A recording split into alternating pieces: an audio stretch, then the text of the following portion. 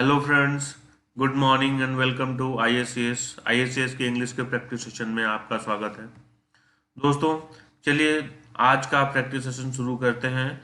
आज का पहला सवाल है कॉमन एरर से। सवाल है, oh for God sake leave me alone and go away from here. दोस्तों, इसमें हम लोगों को क्या करना है? एरर फाइंड करना है दोस्तों। तो oh for God sake leave me alone and go away from here में दोस्तों, ये गॉड सेक नहीं होता है, गॉड सेक होता है, भगवान के लिए। ठीक है, भगवान के खातिर। ठीक है दोस्तों, तो इसमें अपोस्ट्रोफी एस लगता है, तो क्या होगा? गॉड्स सेक होगा। So answer would be option number ए, जहां पे हम लोग गॉड सेक को गॉड्स सेक में चेंज करेंगे। Now look at question number 2।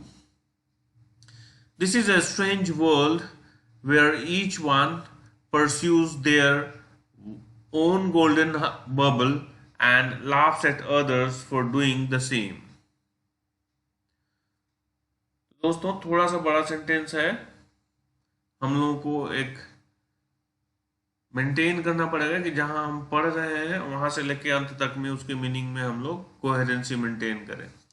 क्या है दोस्तों इसमें? This is a strange world where each one pursues. देखते हैं दोस्तों, this is a strange world, no problem, where each one pursues there. दोस्तों, ईच वन है तो यहाँ पे देयर नहीं होगा, क्या हो जाएगा? हिज हो जाएगा दोस्तों। ठीक है, तो क्या हो जाएगा यहाँ पे? Answer would be option number B, जहां पे हम लोग देयर को हिज में चेंज करेंगे। Now look at question number 3। The candidate's performance was not up to mark in the interview. दोस्तों, इस क्वेश्चन में बहुत ही स्मॉल मिस्टेक है। यहाँ पे क्या होता है? was not up to the mark होता है दोस्तों। यहाँ पे याद रहे, up to the mark होता है। ठीक है, तो द यहाँ पे आर्टिकल मिसिंग था, यहाँ पे द लगेगा दोस्तों। ठीक है, so answer would be option number B. Now look at question number 4। After a successful tour of Europe, May old parents returned back to India on New Year's Day. दोस्तों, after a successful tour of Europe, यहां तक में तो कोई दिक्कत नहीं। My old parents return back to India on New Year's Day, मतलब नया साल तक में हमारे पेरेंट जो है, पुराने ओल्ड पेरेंट से रिटर्न होके इंडिया आ जाए। तो दोस्तों, यहां पे रिटर्न बैक नहीं होता है दोस्तों, रिटर्न के साथ बैक नहीं लगता। यहाँ पे एक और प्रॉब्लम है दोस्तों, रिटर्न बैक नहीं होगा, यहाँ पे रिटर्न बैक ना बन के क्या होगा? रिटर्न होगा कि my old parents return to India on New Year's Day. So answer would be option number B, जहां पे हम तो एक तो बैक को हटाएंगे और दूसरा ये टाइपिंग एरर था दोस्तों, तो ये भी एरर में ही काउंट करें हम लोग। ईडी नहीं लगा क्योंकि यहाँ पे मे लगाए हैं, तो क्या होगा? यहाँ पे V1 ही होगा। ठीक है दोस्तों, तो my old parents return to India on New Year's Day. Now look at question number 5। He came to report that the work went very slowly because the X-ray machine was not working very good that morning. दोस्तों, चलिए देखते हैं, इसमें error find करते हैं कहां पे है। He came to report that the work went very slowly. ठीक है दोस्तों, he came to report that the work went, tense maintain हो रहा है, very slowly, adverb of manner है, वेंट है, स्लोली है। ठीक है दोस्तों, because the X-ray machine was not working very good. Good नहीं होगा दोस्तों, यहाँ पे गुड क्या है? एडजेक्टिव है, यहाँ पे क्या लगना चाहिए? एक एडवर्ब होना चाहिए, तो क्या लगेगा यहाँ पे? वेरी वेल होगा दोस्तों। ठीक है, तो answer would be option number B, जहां पे गुड को हटा के हम लोग वेल लिखेंगे। Now look at question number 6। I spent nearly 4.5 years at Harrow, of which 3 were in the army class. दोस्तों आई स्पेंट नियरली 4.5 years, तो 4.5 years नहीं होता, 4 years and half होता है दोस्तों। इसका अरेंजमेंट आप देख लेंगे, 4 years and half। और दोस्तों अगर आपको इसके डिटेल में जानना है तो आप हमारा सब अगर आपने हमारा चैनल सब्सक्राइब नहीं किया है तो चैनल सब्सक्राइब कर लीजिए। आने वाले दिनों में दोस्तों हम इसका भी पूरा डिटेल में हम आपको एक वीडियो आपके लिए लेके आ रहे हैं। तो दोस्तों जिसमें वो सारी चीजों का कलेक्शन होगा उस वीडियो में जो कि अक्सर गलती होती है और कंफ्यूजन होता है, और most of the time we know that there is some error but we overlook it. ठीक है दोस्तों, और इसमें हमें क्या होता है, डेंजर हो जाता है, तो ये डेंजरस होता है ऐसा। ठीक है दोस्तों, तो हम ऐसे एक वीडियो लेके आ रहे हैं वेरी सुन। सो आप हमारा, अगर आपने सब्सक्राइब नहीं किया है तो हमारा चैनल जरूर सब्सक्राइब कर लीजिए कि जैसे ही वीडियो आएगा आपको नोटिफिकेशन मिल जाएगा। दोस्तों इसमें क्या हो जाएगा, I spend nearly 4 years and half।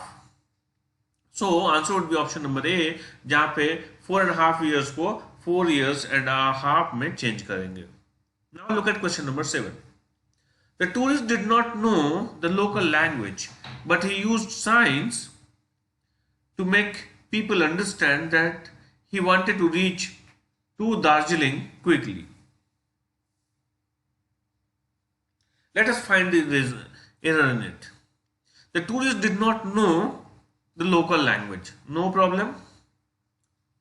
But he used signs to make people understand. यहां तक कोई दिक्कत नहीं। That he wanted to reach to Darjeeling. दोस्तों reach के बाद हम लोग कोई प्रपोजिशन यूज नहीं करते। रीच टू दार्जिलिंग होता है, रीच दार्जिलिंग होगा। ठीक है दोस्तों, so answer would be option number C, जहां पे रीच दार्जिलिंग होगा, ना कि रीच टू दार्जिलिंग होगा। Now look at question number 8। Mohan was your best friend a month ago, but you now seem to have broken with him altogether. Easy question दोस्तों, but miss हो जाता है दोस्तों एग्जाम में। देखते हैं, हम लोग इसको अपने डेली लाइफ में हमेशा यूज करते हैं इस वर्ड का, लेकिन जहां पे हमें प्रॉब्लम है यहाँ पे देखते हैं। Mohan was your best friend a month ago, no problem. 1 महीने पहले मोहन आपका क्या बेस्ट फ्रेंड था।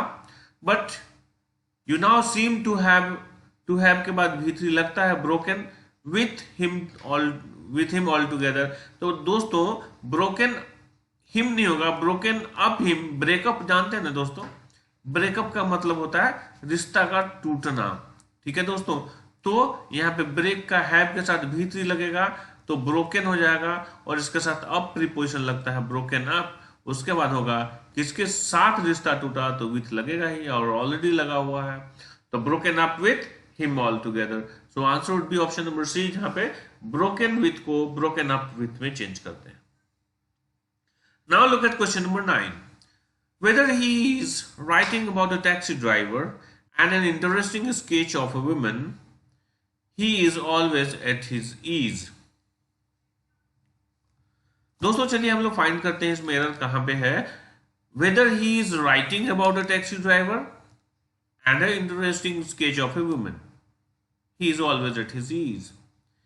दोस्तों जब यहाँ पे वेदर लगेगा तो यहाँ पे एंड लगने का कोई चांस ही नहीं दोस्तों। क्या लगेगा, वेदर के साथ हमेशा और लगता है। ठीक है, तो वेदर के साथ और लगेगा। Whether he is writing about a taxi driver और an interesting sketch of a woman, he is always at his ease. So answer would be option number B, जहां पे हम लोग एंड को और से रिप्लेस करते हैं। Now look at question number 10. There will be no more supplies unless all arrears of the payment were cleared by next Monday. Very interesting question दोस्तों, and very easy. Today's all the questions are very easy दोस्तों, but you need to know and you will not commit any mistake provided you do a lot of practice. So we are doing the practice today. There will be no more supplies, no problem, there will be no more supplies, और ज्यादा कोई supply नहीं होगी, unless all the arrears of the payment, जितने भी बकाया है payment का, work cleared by next Monday. दोस्तों work cleared by next Monday होगा, और यहाँ पे अनलेस है जो कंडीशनल क्लॉज को दिखाता है, तो यहाँ पे वर्क कहां से होगा दोस्तों, आर हो जाएगा। ठीक है, क्योंकि ये simple present tense passive voice में यहाँ पे बना हुआ है। ठीक है दोस्तों, अगर दोस्तों आपको इसके कॉन्सेप्ट में कोई प्रॉब्लम हो तो हमारा एक ऑलरेडी वीडियो है वहां पे कंडीशनल क्लॉजेस करके, ठीक है दोस्तों, तो आप उसको आप एक बार जरूर देख लें। अदरवाइज आप हमारे कमेंट बॉक्स में लिखें, मैं फिर से एक बार दोबारा एक बेहतर और भी बेहतर वीडियो में आपके समक्ष प्रेजेंट करूंगा। ठीक है दोस्तों, तो दोस्तों चलिए देखते हैं हम लोग क्वेश्चन नंबर 11। क्वेश्चन नंबर 11 दोस्तों वन वर्ड सब्स्टिट्यूशन से है, man of lax moral. Man of lax moral को क्या कहते हैं, सेलिब्रेट, लाइसेंसियस, स्टोइक या इंट्रपिड। दोस्तों ये पहले समझिए कि लैक्स का मतलब होता क्या है। लैक्स का मतलब होता है दोस्तों केयरलेस। ठीक है, केयरलेस। इसको आप नेग्लिजेंट भी कह सकते हैं,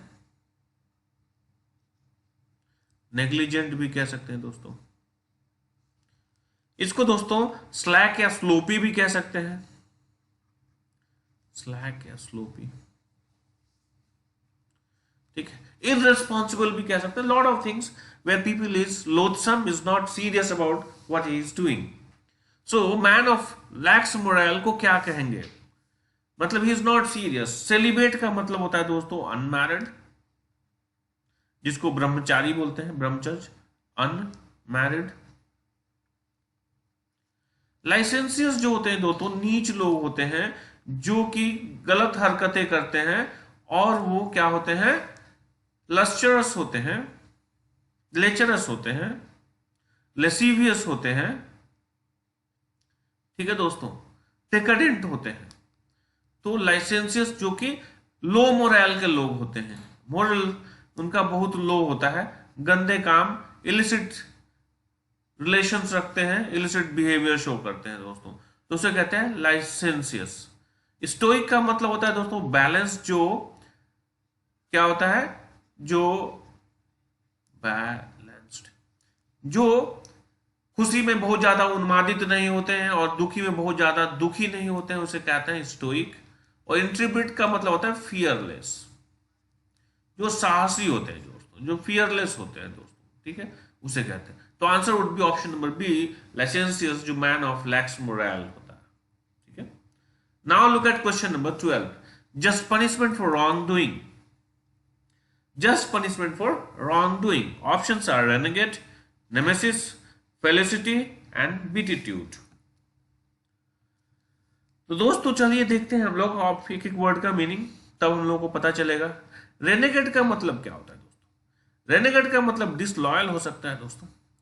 रेनेगेड एक्चुअली होता वो है कि जो व्यक्ति किसी अगर धर्म से या किसी समाज से या किसी संस्था से जुड़ा हुआ हो और उसकी फिलॉसफी के अपोजिट वाले को ज्वाइन कर लेता है और इसको छोड़ देता है, तो आप इसको क्या कह सकते हैं, बिट्रेयर भी कह सकते हैं, बिट्रेयर।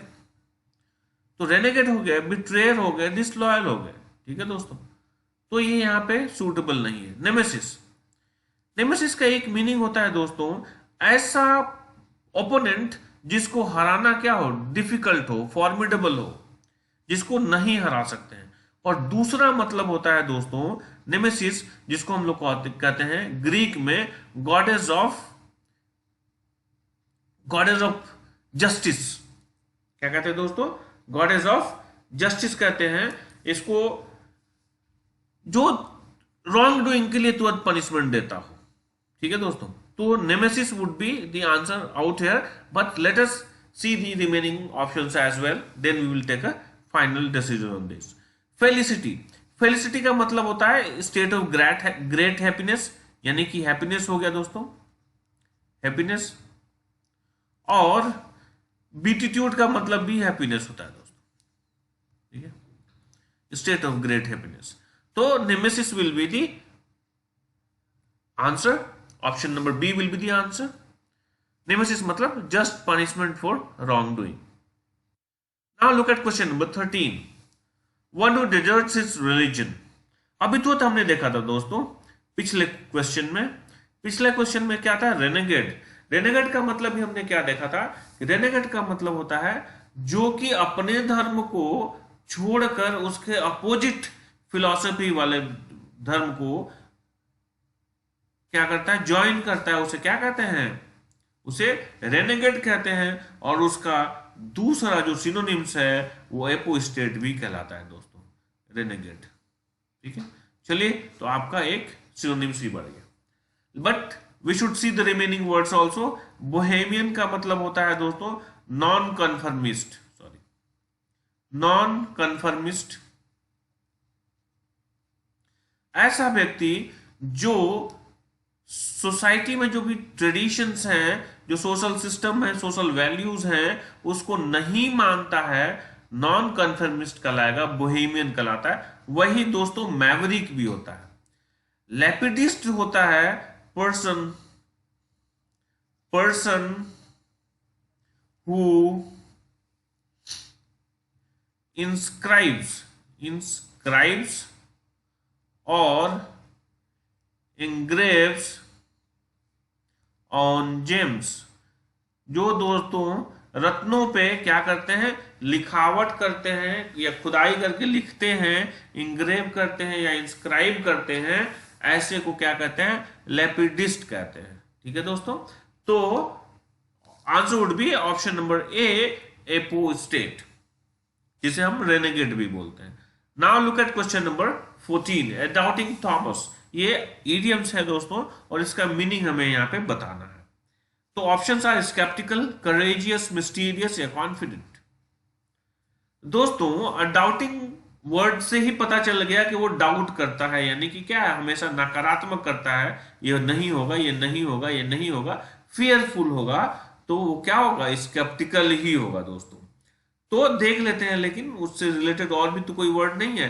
करेजियस उसका उल्टा हो गया, मिस्टीरियस जो क्या होगा नहीं होगा वो मिस्ट्री है, कॉन्फिडेंट मतलब कि जो करेजियस होते हैं वो कॉन्फिडेंट होते हैं दोस्तों। So answer would be option number A, doubting Thomas का मतलब हो जाता है स्केप्टिकल, जो नकारात्मक सोच होते लगते हैं, जो सिनिक होते हैं दोस्तों। Now look at question number 15, again from idioms and phrases. A green horn, a green horn किसे कहते हैं, a very experienced person, a novice, a veteran या ए साइकोफेंट। दोस्तों अ ग्रीन हॉर्न उसको कहते हैं जो कि इनएक्सपीरियंस्ड होते हैं, जिनमें अनुभव का अभाव होता है। ठीक है दोस्तों, तो ये क्या हो गया, अ वेरी एक्सपीरियंस तो होगा नहीं, तो ये तो पहले नंबर हम काट दें, जो इनएक्सपीरियंस होते हैं उनको कहते हैं। तो नोवाइस का मतलब होता है दोस्तों नौसिखिया, मतलब इनके पास अभाव होता है अनुभव का। लेकिन अभी हम लोग अभी डिसीजन नहीं लेते हैं, देखते हैं आगे रिमेनिंग वर्ड्स, कहीं इससे ज्यादा सटीक कोई तो नहीं है। वेटरन, वेटरन दोस्तों किसी खास चीज में उनको बहुत ज्यादा अनुभव होता है, किसी खास फील्ड में, खास करके अगर आर्मी वगैरह या किसी सेना से रिलेटेड हो और उनको बहुत ज्यादा अनुभव हो, तो क्या कहेंगे वो वेटरन या एक्सपीरियंस या सीजनड वेटरन भी होता है दोस्तों, जो कि लास्ट हम लोग सेट में हम लोग देखे थे। साइकोफेंट, साइकोफेंट का मतलब होता है दोस्तों बूट लिकर, जो कि चमचा जिसको कहते हैं, चम्मच चमचा होता है, किसी का हमेशा क्या कहता है, तारीफ करते रहता है कुछ अपना फेवर लेने के लिए, तो उसे क्या कहते हैं हम लोग, साइकोफेंट। फ्लैटरर कह सकते हैं इसको। So answer would be option number B, novice. Now look at question number 16, attenuate. Synonyms निकालना है दोस्तों, इसका मतलब कि similar meaning words out of the given options. Options are strengthen, fortify, enervate या मोटिवेट। दोस्तों एटेन्युएट का मतलब होता है वीकन, कमजोर करना। ठीक है दोस्तों, तो स्ट्रेंथन तो उल्टा हो गया, फोर्टिफाई मतलब भी मजबूत बनाना, एनर्वेट का मतलब होता है दोस्तों कमजोर करना, वीकन करना। ठीक है, तो ये आंसर हो सकता है, लेकिन हम लोग आखिरी ऑप्शन भी देख लेते हैं, मोटिवेट। मोटिवेट का मतलब उत्साहित करना, तो ये भी नहीं होगा। So answer would be option number C, enervate मतलब weaken. Now look at question number 17. Again for synonyms. Evince. Options are to learn, to exhibit, to resist या टू बिकम इनफॉर्म। दोस्तों इविंस का मतलब होता है to show clearly, to show clearly, साफ दिखाना। तो देखते हैं, टू लर्न नहीं होगा, टू एग्जिबिट होगा। दोस्तों एग्जिबिट का मतलब क्या होता है? प्रदर्शित करना। रेजिस्ट का मतलब होता है रोकना। तो ये नहीं होगा दोस्तों, तो option B will be the right one, to exhibit. Now look at question number 18, swathe. Swathe का मतलब क्या होता है दोस्तों? चलिए देखते हैं हम लोग ऑप्शन से, to soothe, to wrap, to sweep या टू वॉश। दोस्तों स्वेट का मतलब होता है टू एनवेलप, टू एनवेलप, किसी चीज को एनवेलप मतलब कवर करना, टू कवर भी कह सकते हैं आप, टू कवर। ठीक है दोस्तों, टू कवर होगा या फिर टू एनवेलप, उसको किसी चीज को लपेट के रखना। ठीक है, तो स्वेट हो गया। तो देखते हैं इसमें ऑप्शंस क्या है। टू सूद, सूद का मतलब होता है टू काम डाउन करना, किसी को कंफर्टेबल बनाना। रैप का मतलब होता है कवर करना, लपेटना। स्वेप का मतलब होता है स्वीप, स्वीप का मतलब ब्रूमिंग, झाड़ू लगाना, साफ सुथरा करना, डस्ट को हटाना।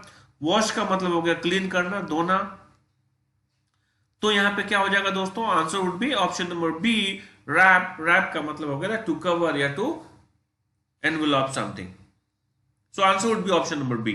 Now look at question number 19. Sybariotic.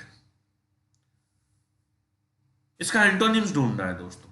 Sybariotic का ऑप्शंस आर फुलिश, ऑब्ट्यूरेट, कंसिस्टेंट या ऑस्टेयर।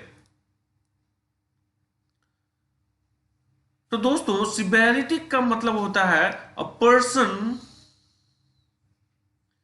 Who enjoys worldly things, luxury